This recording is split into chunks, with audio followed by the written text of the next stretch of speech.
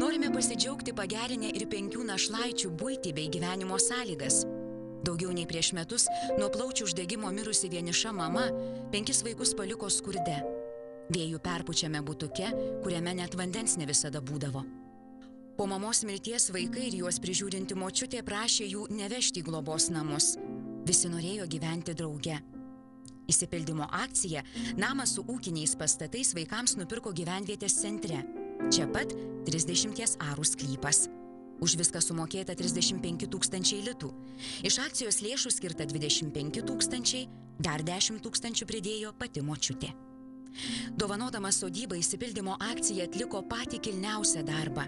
Šeima neįsibarstė po globos įstaigas, liko gyventi po vienu stogu ir dabar gali nuolat rūpintis vienas kitu. Dėkojame už jūsų gerumą.